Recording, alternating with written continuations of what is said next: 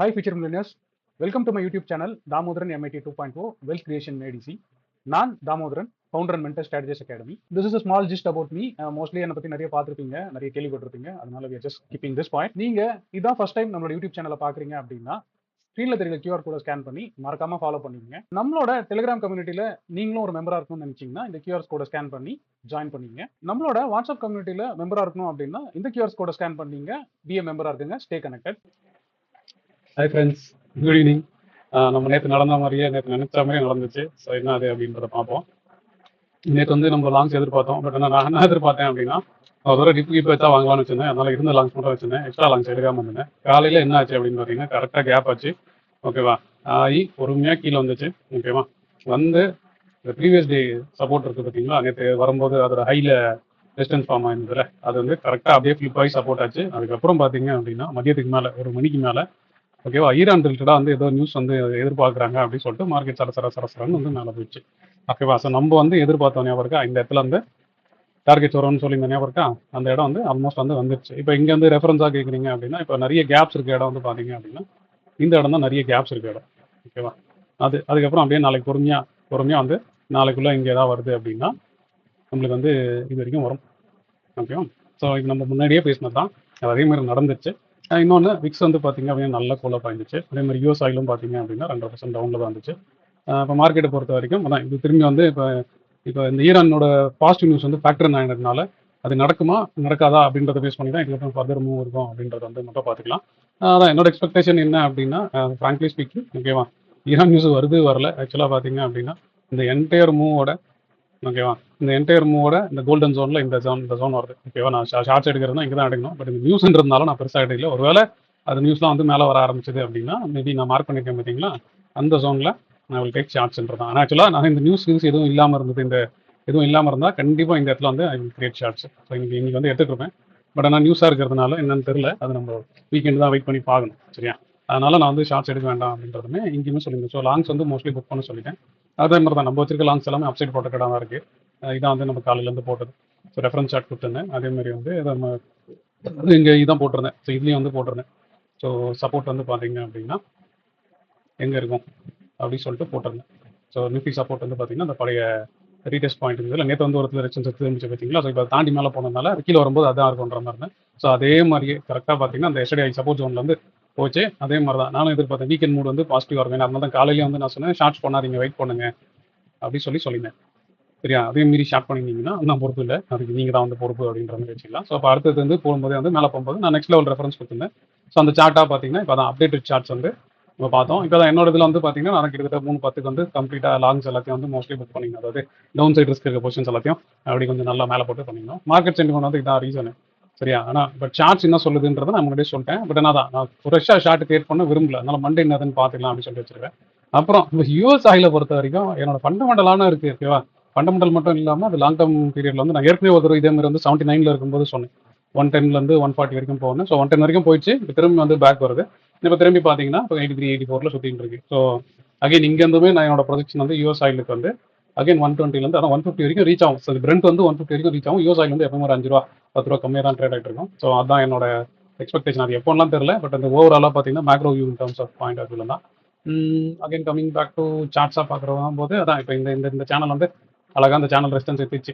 ஓகேவா, அப்புறம் பார்த்தீங்கன்னா இப்போ இந்த சேனலாக இல்லை அந்த நான் சொன்னேன் பார்த்தீங்களா இந்த ஃபாலுக்கு இந்த என்டையர் ஃபாலுக்கு 50 to 60% ஜோனா அப்படின்றத பார்க்கும்போது அது எங்கே வருது, அது மேப் ஆகும்போது அங்கே கேப் ஜோன்லாம் ஓவர் லேப் ஆச்சுன்னா அங்கே தான் ஷார்ட்ஸ் எடுப்பேன்.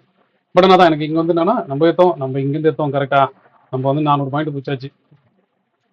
இதுக்கு மேலே வந்து நம்ம ஒன்றும் பெருசாக வந்து மைண்டில் எதுவும் வச்சுக்க தேவையில்ல அப்படின்றது தான் என்னோட தாட் ப்ராசஸாக இருக்குது. அகைன் இப்போ தான் யூஎஸ் மார்க்கெட்லாம் பார்த்தீங்க அப்படின்னா யூஎஸ் மார்க்கெட் வந்து ஒரு பக்கம் பிச்சின்னு ஓடிச்சு.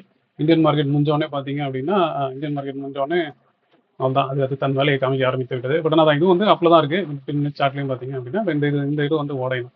இது வந்து யூஎஸோட ஃபியூச்சர்ஸ். ஓகேவா, நேற்று வந்து யூஎஸ் மார்க்கெட் வந்து நல்லா இருந்ததுனால தான் நம்ம வந்து ஒரு 250 பாயிண்ட் வந்து கேப் அப்பில் ஓப்பன் ஆகி அப்படி கன்சல்டேட் ஆனோம். இப்போ தான் இப்போ இதுக்கப்புறம் நீங்கள் யூஎஸ் மார்க்கெட் பார்ப்பீங்களா அப்படின்னு பார்ப்பீங்களா. பட் நான் ஜென்ரலாக எப்பவுமே சரியா ரிஸ்க் ரிவார்டு வச்சுக்கிறது. ஓகேவா, ஸ்ட்ரக்சர் சப்போர்ட்ன்றதை வச்சுக்கிறது. அதுக்கப்புறம் எதனால பார்த்துக்கலாம் அப்படின்னு சொல்லிட்டு பார்க்குறது. இப்போ யூஎஸ் ஆயிலுமே பார்த்தீங்க அப்படின்னா நம்ம போட ஆரம்பிச்சதுலேருந்து பார்த்தீங்கன்னா அப்படியே கீழே வருது பாருங்க. 83 84 சொன்னோன்னா பொறுமையாக வருது பாருங்க. ஸ்ட்ரக்சராக வந்து பார்த்தீங்க அப்படின்னா இது வந்து மேலே வர மாதிரி தான் இருக்குது. ஓகேவா, அகைன் அதான் அதை விட்டுரும். அகைன் கம்மிங் பேக் டு நம்ம பொசிஷன்ஸ் வரும்.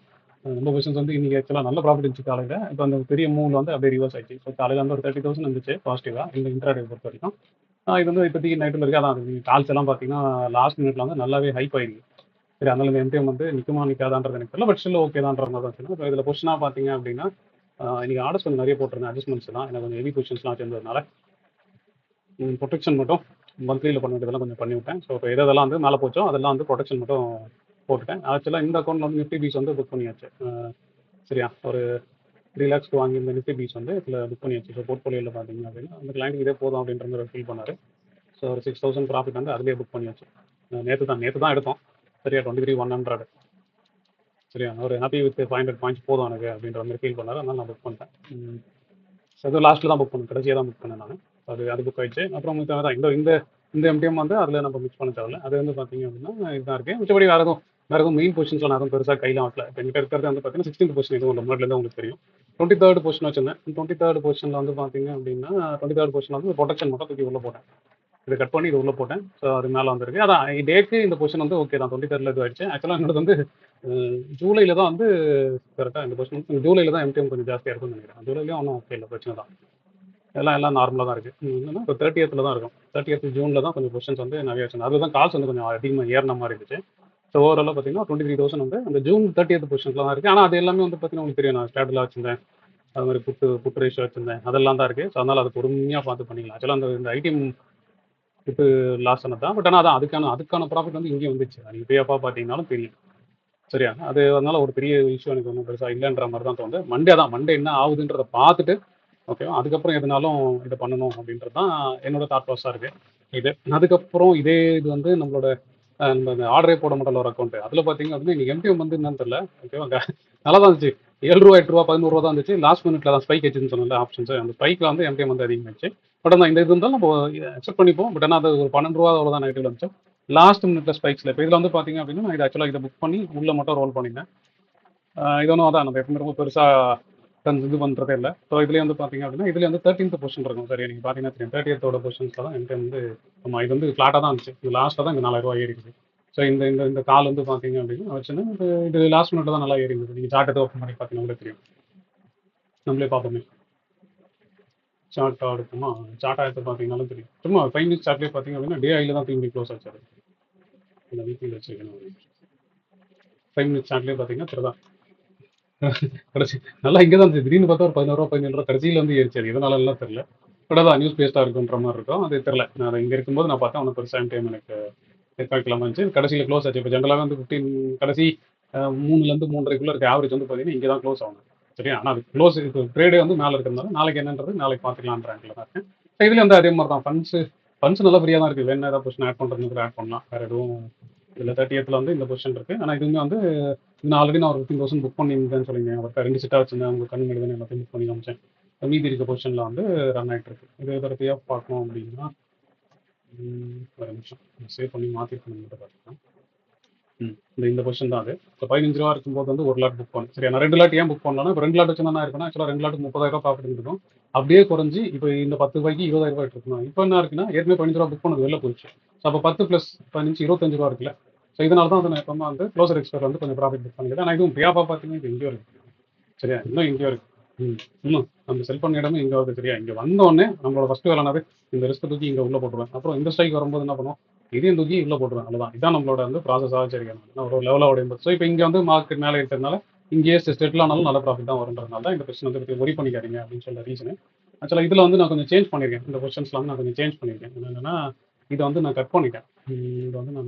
ஆக்சுவலாக அதில் பார்த்தீங்கன்னா தெரியும். நான் வந்து அப்டேட் பண்ணிட்டு மண்டே வந்து உங்களுக்கு சொல்கிறேன். நானே வந்து கொஞ்சம் குழப்பத்தில் எங்கே கட் பண்ணேன். நான் நேற்றுலேருந்து கொஞ்சம் கட் பண்ணினே வரேன். நான் 10 லாட் இருந்துச்சு. நான் நேற்று 2 லாட் கட் பண்ணி இதில் ஒரு லாட் சும்மா ஆட் பண்ணேன் ரெஃபரன்ஸ்க்காக. அப்புறம் இன்னைக்கு வந்து ஏறினே இருக்கும்போது நான் 115 கட் பண்ணிட்டேன். சரி, இதுக்கு மேலே தூரமாக வச்சுக்கணும்னு சொல்லிட்டு க்ளோஸராக வரலாம்னு சொல்லிட்டு அப்படியே ஒரு லாட்டாக ஆட் பண்ணிட்டு வரேன். அதுவுமே அதான் அது பிஎஃபாக பார்த்தீங்க அப்படின்னா இது வந்து நம்ம எப்போ புக் பண்ணுறோம் அப்படின்றத மட்டும் பார்த்துக்கலாம். சரி, இது வந்து ப்ராஃபிட்டாக புக் பண்ணி வெளில போட்டாச்சு. இந்த மீதி இருக்கிறது இந்த லெக் மட்டும் தான். இது வந்து என்ன வரும்னா ரேஷியோஸ் மாதிரி தான் வரும். இப்படி பை வரும். 23ல பை இருக்கும். ஓகேவா, ரொம்ப உள்ள டீப்பில் பை இருக்கும். அப்புறம் அது 24,200 24,300 ரேஷியோ மாதிரி அது ரேஷியோ தான் கிரியேட் பண்ணுறோம். சரியா, நான் ஒரே இடத்துல கிரியேட் பண்ணாமல் 2 லெவலாக வச்சு கிரியேட் பண்ணுறோம். சரியா, இதான் வந்து இந்த இது. அதுக்கப்புறம் கம்மிங் பேக் டு வேறு என்ன கன்சர்வேட்டிவாக ஏற்றமில் பண்ணணும்னு சொல்லியிருக்கேன். அதில் வந்து பார்த்தீங்க அப்படின்னா அதில் அது இன்னைக்கு எம்டிஎம் மட்டும் பார்ப்போம். இன்னைக்கு வந்து இதில் பார்த்தீங்கன்னா இதில் 16 வந்துச்சு. பட் ஆனால் கடைசியாக பார்த்தீங்கன்னா டேக்கு வந்து 7000 நேற்றுலேருந்து நேற்றுக்கு நெகட்டிவ்ல இருக்கு. சரியா, அதான் இதோட அப்டேட். அதே மாதிரி பொசிஷனாக பார்த்தீங்க அப்படின்னா ஆக்சுவலாக வந்து நான் தான் 16ன்றதுனால இந்த நான் வந்து வெள்ளிக்கிழமான பொசிஷன் வந்து கொஞ்சம் கொஞ்சமாக கம்மி பண்ணின்னு வருவேன். இதில் வந்து பார்த்தீங்க அப்படின்னா தெரியும். ஸோ நேற்று வந்து வேற மாதிரி வச்சிருந்த பொசிஷன், இந்த பொசிஷன்லாம் வச்சிருந்தேன் ஆக்சுவலாக. இந்த மார்க்கெட் வீரிஷா இருக்கிறதுனால இது கொஞ்சம் எக்ஸ்ட்ரா லாட் செல் பண்ணியிருந்தேன். இதில் அதை புக் பண்ணிட்டு இப்போ இந்த மாதிரி வச்சிருக்கேன். இன்னைக்கு வந்து அதில் வந்து ஒரு 6000 போயிருக்கு. அதோட பே ஆஃபாக பார்ப்போமே. என்ன போய் அப்டேட் பண்ணிட்டேன்னு நினைக்கிறேன். ஒரு நிமிஷம்.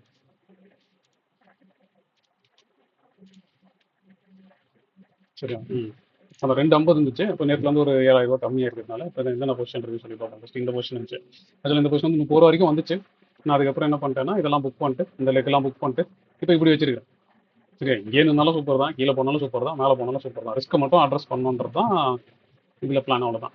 இது ஆக்சுவலாக 2 லாட்டு சேர்த்து வச்சிருந்தேன். அப்போ மேலே மார்க்கெட் போனதுக்கப்புறம் அதை கட் பண்ணிட்டு இப்போ இந்த மாதிரி வச்சிருக்கேன். இப்போ இது வரைக்கும் கீழே மேலே போனால் கூட ஒன்றும் பிரச்சனை இல்லை.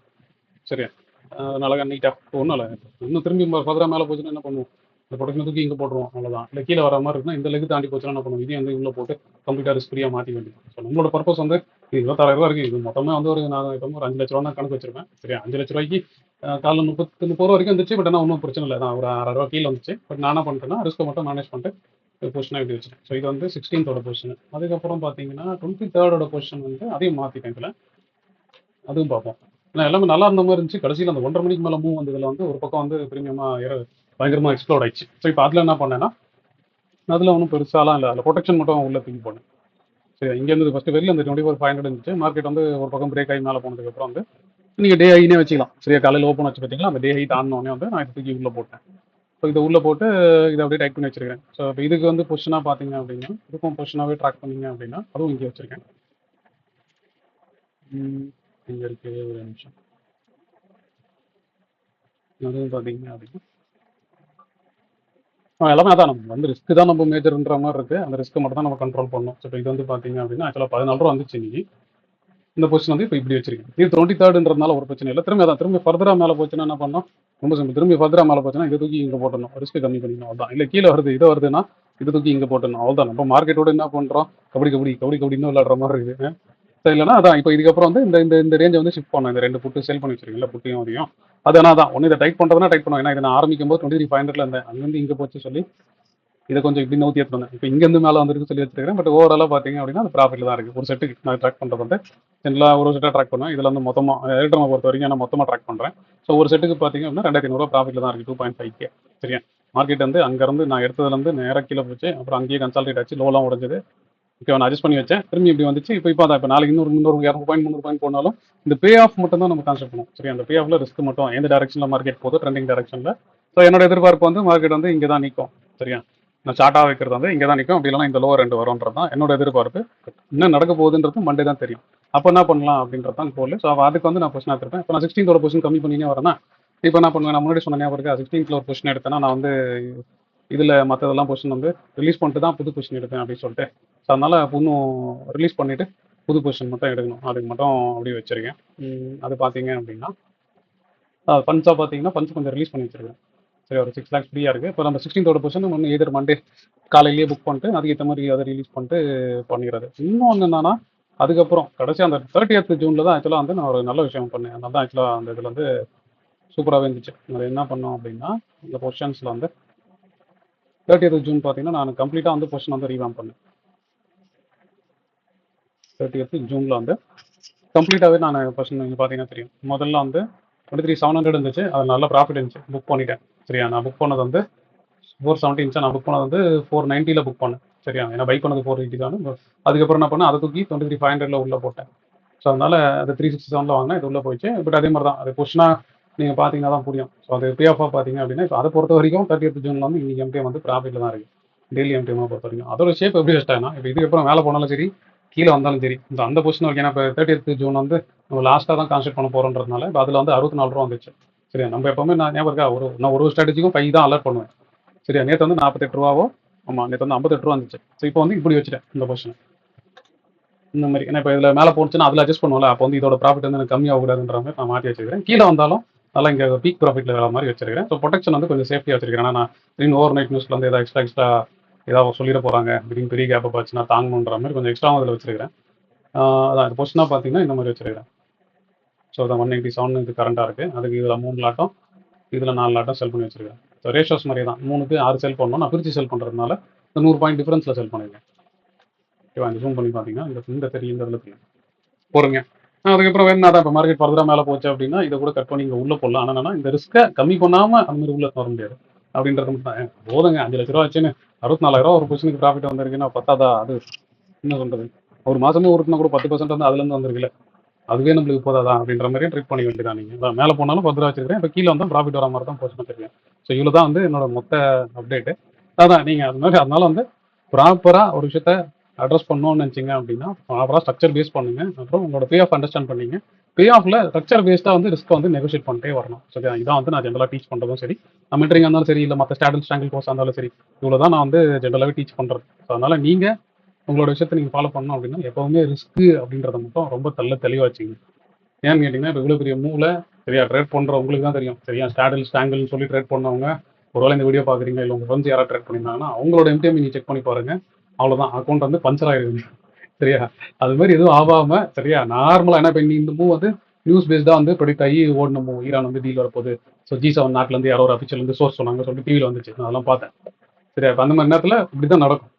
இந்த டைமில் நீங்கள் என்ன பண்ணணும் அப்படின்னா நீங்கள் பொசிஷன்ஸை மட்டும் ப்ரொடெக்டடாக வச்சுக்கணும். ஓகேவா, ஸ்ட்ராட்டஜிஸ் பண்ணுறவங்க ப்ரொடெக்டடாக வச்சுக்கணும். ப்ரொடெக்டட்னா அது சும்மா ஒரு காலுக்கு ஒரு செல்லு, சரியா, ஒரு புட்டுக்கு ஒரு செல்லு, ஒரு காலுக்கு ஒரு கால் செல் பண்ணோம், ஒரு புட்டு செல் பண்ணோம், அந்த ஃபைட் பண்ணோம், அப்படிலாம் எதுவும் பண்ணி மாட்டினீங்கன்னா இந்த மாதிரி நாளில் அக்கௌண்ட் வந்து அதில் என்ன சொல்கிறது பயங்கரமாக பஞ்சர் ஆகிடும். சரியா, ஸோ அதனால் நீங்கள் என்ன பண்ணுங்க அப்படின்னா பொறுமையாக ரிலாக்ஸாக பண்ணுங்கள். ஸோ இல்லைனா நம்மளோட யூடியூப்லேயே பாருங்கள். யூடியூப்பில் நிறைய சீரிஸ் வச்சிருக்கிறேன் லேர்ன் பண்ணுறதுக்கு. கம்ப்ளீட்டாக ஸ்ட்ரக்சர் தான் அது, ஆப்ஷன் ஸ்ட்ராட்டஜிஸ்லோட பேசிக்ஸ் தான் அது, ஆப்ஷனோட பேசிக்ஸ் தான் அது. சரியா, அதுக்கப்புறம் ஆப்ஷன் ஸ்ட்ராட்டஜிஸ் தான் அது, அதுதான் எப்படி வந்து நம்மளோட தாட் ப்ராசஸ் எப்படி இருக்கும் அதை அப்ரோச் பண்ணணுன்ற மாதிரி ஒன்றுத்தையும் பிரித்து வச்சிருக்கேன். ஸோ வீக்கெண்ட் டைம் இருந்தால் பொறுமையாக பாருங்கள். இல்லையா, உங்களுக்கு என்ன வேணுமோ அதை பண்ணிவிட்டு மண்டே வந்து ஆஸ் யூஷுவல் மண்டே என்ன நடக்க போகுதுன்னு மண்டே பார்ப்போம். அது வரைக்கும் வந்து நல்லா என்ஜாய் பண்ணீங்க அப்படின்னா மண்டே வந்து மீட் பண்ணலாம். See you guys. இந்த வீடியோ உங்களுக்கு ரொம்ப பிடிச்சிருக்கும் நான் நம்புறேன். நான் நம்பின மாதிரியே உங்களுக்கு பிடிச்சிருந்தா ஒரு லைக்கை போடுங்க. அதே மாதிரி லேர்ன் பண்ணணும்னு நினைக்கிற உங்க ஃப்ரெண்ட்ஸ்க்கும் இந்த வீடியோ ஷேர் பண்ணுங்க. Hope you enjoyed watching this video. Thanks for watching.